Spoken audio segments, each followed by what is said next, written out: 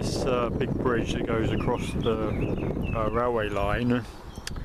Now down there is a nice big pond. Never found any frogs in it, but there used to be 10-spine sticklebacks. The two species of sticklebacks, the 3-spine stickleback, which has 3 spines on the back, and the 10-spined stickleback, which has 10 spines on the back. So I used to catch them, and they used to, during the mating season, the males used to have a kind of black belly, and the 3-spine stickleback, they have a red belly during the mating season. They're quite interesting because the fish are unusual because the male actually looks after the eggs for a short time. It's very rare in these type of animals. I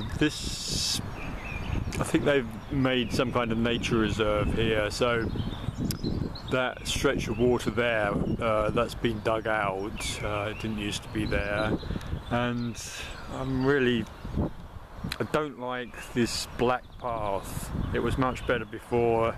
It was made of sort of yellow sandy stony material. It looked much nicer. Maybe remnants of the old path somewhere. Now over there is the river, and it's called the River Stort, and it flows into the River Lee, and the River Lee flows into the Thames, and the Thames flows into the North Sea. Over there there's some willow trees, and they've made it a little bit commercial. They've made a sort of restaurant, and there's sort of boating and that sort of thing. It's not too bad now, but during the summer it's... Now over there, it used to be quite difficult to actually get over there because you've got a river, and if you go around there you can get across the river with a bridge, but then there was a stream, and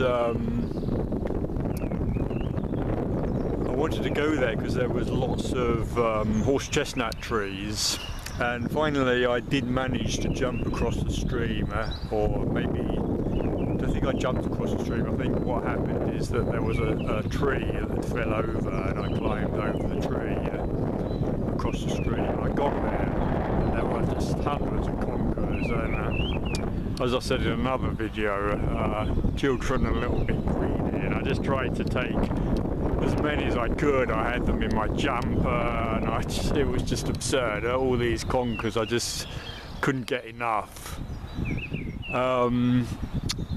And what's very nice is beyond that, there used to be a kind of parkland, and it'd been abandoned, but there were like snowdrops and winter aconites and some lovely yew trees.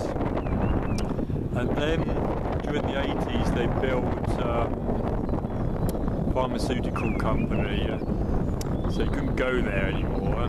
You could still go to the front woods, but you couldn't go to the parkland. And to my great surprise, Christmas time, like this year, I went there, and they knocked it all down. But I'm afraid that they're probably going to build something else instead. If they restore it back to its parkland character, that would be great, but I don't know if I'm going to go over there. I suppose I will, but I'm going to be sad if I see them building houses or something there, because it was a great place, and it's very sort of marshy over there, so you've got a sort of marshy wood, and sledges are growing, and as I said, the snowdrops and the winter aconites were fantastic.